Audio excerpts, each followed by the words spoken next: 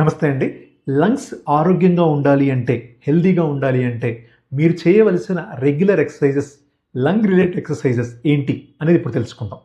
Number 1 deep breathing exercises. అంటే బాగా గాలి తీసుకొని ఒక 5-7 సెకన్ల వరకు బ్రీత్ హోల్డ్ చేసి స్లోగా వదలటం అండి.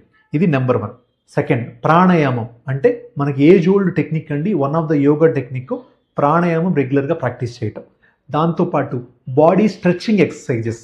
అంటే ఛాతిని కానీ, లెగ్స్ని కానీ, హ్యాండ్స్ని కానీ స్ట్రెచ్ చేసే ఎక్సర్సైజెస్.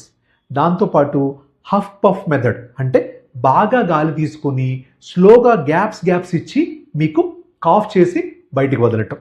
ఇది 4. ఫిఫ్త్ వన్ వచ్చేసి పర్సనల్ బ్రీతింగ్.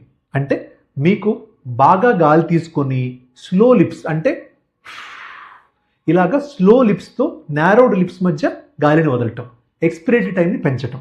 ఇలాగా 5 ఎక్సర్సైజెస్ టిప్స్ కనుక ఫాలో అయితే మీరు లంగ్ని చాలా హెల్తీగా ఉంచుకోవచ్చండి. సో ఈ ఎక్సర్సైజెస్ అనేది డిసీజ్లో ఉన్నప్పుడు ఫాలో అవ్వచ్చండి. కానీ ఈ లంగ్ హెల్త్ ఎక్సర్సైజెస్ డిసీజ్లో ఉన్నప్పుడు 100% ఫాలో అయ్యి నాకు నార్మల్ అవ్వాలి అనుకోవడం మంచిది కాదండి. మీరు నార్మల్ పర్సన్ అయితే ఈ లంగ్ హెల్త్ ఎక్సర్సైజెస్ చేస్తే లంగ్ ఇంకా ఆరోగ్యంగా హెల్తీగా తయారవుతుంది. ఎప్పుడైతే మీకు సీరియస్ ప్రాబ్లమ్స్, దగ్గు ఎక్కువగా ఉండటం కానీ, జ్వరం కానీ, ఆయాసం కానీ ఉంటే మాత్రం వైద్యుని సలహా తప్పనిసరి.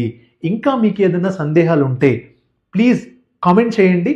మీ సందేహాలని కామెంట్ రూపంలో తెలియజేయండి. దానికి తగ్గట్టుగా నేను మీకు ఆన్సర్ ఇవ్వడం జరుగుతుంది. నమస్తే అండి.